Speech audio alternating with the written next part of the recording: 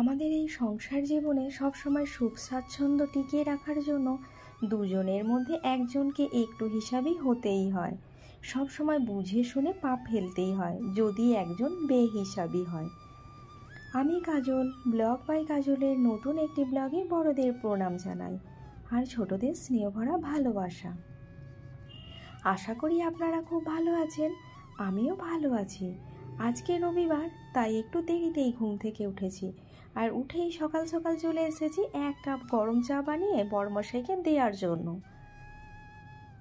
জানেন তো, আমাদের এই সংসার জীবন খুবই কঠিন। আমরা যদি দুজনই বেহিসাবি হয় না, তাহলে সংসারে সুখ স্বাচ্ছন্দ্য কখনোই চিরস্থায়ী হবে না। যদি একজন বেহিসাবি হয়, অপরজনকে অবশ্যই হিসাবি হতে হবে, তবেই আমাদের সংসারে সুখ স্বাচ্ছন্দ্য সমৃদ্ধি সব কিছুই চিরস্থায়ী হবে। হ্যাঁ, আপনারা ভাবছেন তো হঠাৎ করে আমি কেন আজকে এই কথা বলছি। অবশ্যই আপনাদের বলবো কেন আমি এই কথা বলছি। আজকে জানেন, অনেক দিন পর মুড়ি খাবো বলে আলুর দম বানাচ্ছি। আপনারা হয়তো যারা আমার ভিডিও দেখে থাকেন, আমি এমনিতে আলু খুব একটা খাই না, কারণ আমার বড়মশাইয়ের সুগার আছে। তবে অনেক দিন পর, প্রায় 2-3 মাস পর কি তারও বেশি হবে, একদিন আজকে আলুর দম বানিয়ে নিলাম। কারণ সোনা কালকে বলেছিল মা আলুর দম মুড়ি খাবো। আর জানেন তো, এখানের মুড়ি খেলে না খুব শরীর খারাপও করে। আর দেখুন আমার সোনার কীর্তিকলাপ, ও প্রত্যেক দিনই সকালে এরকমই করতে থাকে। স্কুল গেলে একটু তাড়াতাড়ি উঠে পড়ে, আর আজকে রবিবার দেখুন ঘুমিয়ে ঘুমিয়ে ব্রাশ করছে। কারো সোনা এরকম করে কি না আমাকে অবশ্যই কমেন্ট করে জানাতে ভুলবেন না। ওই যে বললাম, একজন যদি বেহিসাবি হয়, একজন যদি ঠিকঠাক বুঝে না চলে, অপরজনকে অবশ্যই বুঝে চলতে হয়।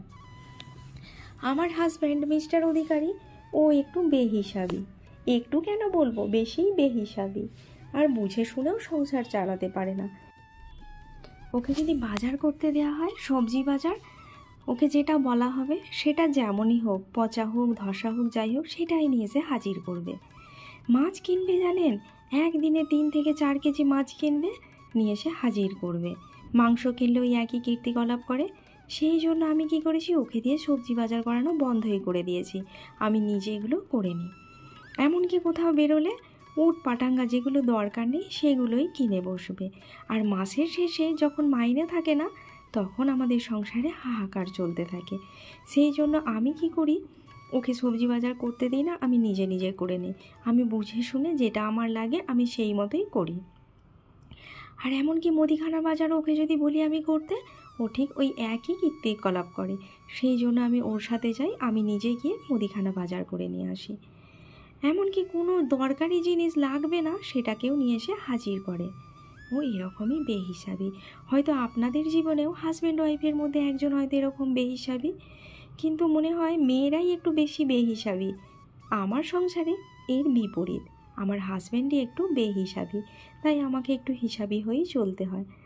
অনেকেই আমাকে বলে কি হবে, ও তো খরচা করে, তুইও কর। আমি ভাবি যদি দুজনেই এরকম হই, তাহলে আমার সন্তানটা ভবিষ্যতে অনেক ক্ষতির সম্মুখীন হবে, ওর ভবিষ্যৎ অনেকটাই অনুজ্জ্বল হয়ে পড়বে। তাই আমাকেই হিসাবি হতে হবে, আমাকেই সংসারের হাল ধরতে হবে। এই দেখুন না, আজকে সোনার জন্মদিন আছে আগের সপ্তাহে, তাই কিছু জামা কাপড়ের বাজার করব। কাজকর্ম মোটামুটি অনেকটাই এগিয়ে এসেছে, ঘরটাও মুছে নিচ্ছি। আর জানেন তো, সপ্তাহে একদিন আমি হাতে করে ঘরটা মুছি, যাতে বেশ পরিষ্কার হয়। প্রত্যেক দিন যদিও মপ দিয়ে মুছি, সপ্তাহে একদিন। আর এই সপ্তাহে মোছা হয়নি, কারণ আগের দিন সোনার স্কুলে মিটিং ছিল, তো আপনারা সবাই জানেন, সেই জন্য ঘরটা হাতে করে আর মুছে হয়ে ওঠেনি। আজকে তাই রবিবার, জানি অনেক দেরি হয়ে যাবে, তাও হাতে করেই ঘরটা মুছে নিচ্ছি। কালকে জানেন সোনার স্কুলে মিটিং ছিল, তাই বেরিয়েছিলাম। বড়মশাই ফোন করে জিজ্ঞাসা করছিল আমি কিভাবে পৌঁছালাম, মানে পার্সোনাল গাড়ি বুক করে নাকি পাবলিক বাসে। তো আমি পাবলিক বাসে গেছি, কারণ যদি গাড়ি বুক করে যেতাম তাহলে অনেক খরচা হয়ে যেত। কিন্তু বড়মশাই বলেছিল গাড়ি করে চলে যেতে, ও তো বুঝে চলে না। বললাম না, একজন একটু না বুঝে চললে অপরজনকে বুঝে চলতেই হয়। আমি দেখলাম প্রায় 500 টাকা মতো চলে যাবে আমি যদি গাড়ি বুক করে যাই, তাই পাবলিক বাসেই চলে গেলাম। আর জানেন বন্ধুরা, আমার রান্নাঘরে না ইদানিং এত মৌমাছির উৎপাত হয়েছে, জানি না, ভয়ও করে রান্নাঘরে ঢুকতে। এত কারণ এই মৌমাছিগুলো কেটে দিলে তো জ্বলনের শেষ থাকবে না। আর এই যে রান্নাঘরের মেঝেটাও হাতে করে মুছেই নিচ্ছি। আর এদিকে আমার চিকেনটা মোটামুটি হয়ে গেছে, স্নান সেরে খেয়ে নেব। খাওয়া দাওয়া করে আবারও আপনাদের সাথে ফিরে আসছি।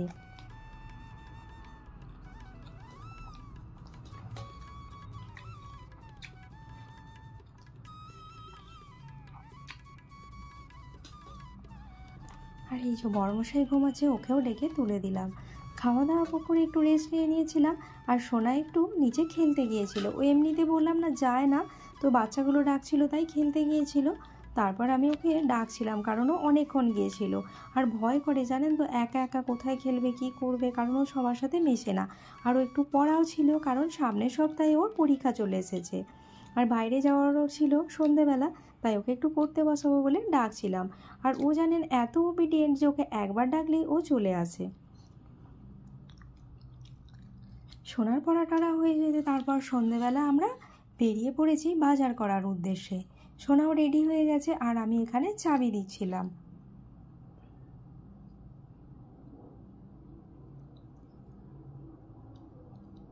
চলুন ঘরটার মেন গেটটা বন্ধ করে বেরিয়ে পড়া যাক।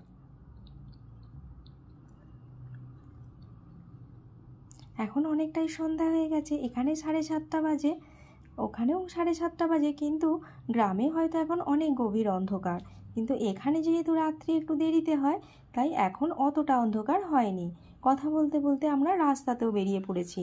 আমরা যেহেতু ব্যাঙ্গালোর এয়ারপোর্টের কাছাকাছি থাকি, তাই বাজার করতে আমরা যাচ্ছি এলেঙ্কা। হ্যাঁ, এখানে এলেঙ্কা RMZ বলে একটা মল রয়েছে, ওখানে সব কিছুরই শোরুম রয়েছে। তবে আমরা আজকে ওখানে যাব না। বড়মশাই বলছিল ওখানেই যাব। ওখানে জানেন, যদি রিলায়েন্স ট্রেন্ডে বা ম্যাক্স থেকে কিনি জামা কাপড়, অনেকটাই কস্টলি, আর সেই তুলনায় কাপড়ের কোয়ালিটিও অতটা ভালো হয় না। আমরা যাব জুডিওতে। জুডিওতে জানেন জামা কাপড়ের কস্টও অনেক কম আর কোয়ালিটিও অনেক ভালো। আর বলতে বলতে আমরা পৌঁছে গেলাম জুডিওর কাছাকাছি। আর জানেন, এখানে দেয়ালে বেশ সুন্দর ড্রয়িং করা রয়েছে, আর দেখতে বেশ ভালো লাগে। আর গাছপালা পুরো ভরা।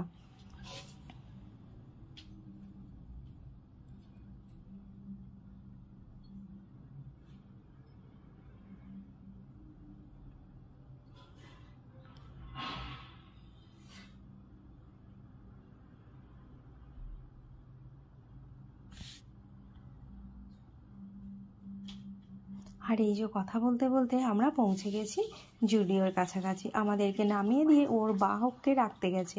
তারপরেই ভেতরে প্রবেশ করে গেলাম। নিচের ফ্লোরটা শুধু বড়দের টপ আর মেয়েদের টপ রয়েছে, ছেলেদের কোনো কিছুই নেই, একদম গ্রাউন্ড ফ্লোরে। তো এখান থেকে চলে গেলাম আমরা ফার্স্ট ফ্লোরে, কারণ সোনার ড্রেস ওই ফার্স্ট ফ্লোরেই পাওয়া যাবে। আর বড়মশাইয়ের অফিসেরও দুটো শার্ট নেওয়া রয়েছে, সেই জন্য সেকেন্ড ফ্লোরেও একবার যাব, ওখানে শুধু ছেলেদের জিনিসপত্র পাওয়া যায়। আর এই যে বড়মশাই আগিয়ে আগিয়ে চলেছে, আর ওর সাথে সাথে সোনাও চলেছে। যদিও লিফট আছে, আমরা বেশিরভাগ সময় সিঁড়ি দিয়েই ওপরে উঠি।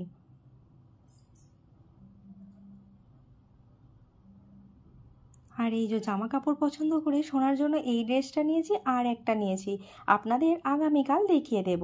আর তারপর চলে গেলাম উপরের তলায়, মানে সেকেন্ড ফ্লোরে বরমশাই জামা কাপড় নিতে। তো জামা কাপড়গুলো নিয়ে আজকে বাড়ি চলে যাব, আগামীকাল আপনাদের দেখাবো। কেমন লাগলো ভিডিওটা অবশ্যই আপনারা কমেন্ট করে জানাতে ভুলবেন না। আর দেখা হবে আগামীকাল। আর হ্যাঁ, আপনি যদি আমার চ্যানেলে নতুন হয়ে থাকেন, তাহলে অবশ্যই চ্যানেলটি সাবস্ক্রাইব করে পাশে থাকা বেল আইকনটি ক্লিক করতে ভুলবেন না, তাহলে পরবর্তী ভিডিও নোটিফিকেশন আপনার কাছে পৌঁছে যাবে। আর বড়রা অবশ্যই আপনারা শারীরিক আর মানসিক দিক থেকে সুস্থ থাকবেন। ছোটরাও তোমরা ভালো থেকো, আর সবাই ভালোবাসাপূর্ণ লাইক দিতে ভুলো না, আর কমেন্ট করতে ভুলো না। আপনাদের একটা কমেন্টই আমাকে অনেক দূর এগিয়ে নিয়ে যেতে পারে।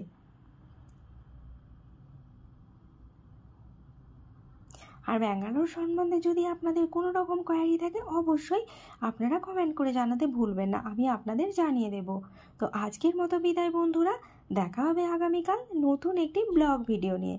ততক্ষণ বাই বাই, আর সবাইকে শুভরাত্রি। আগামীকাল দেখা হচ্ছে কী কী জামা কাপড় নিয়ে এলাম সব কিছু নিয়ে। Bye bye.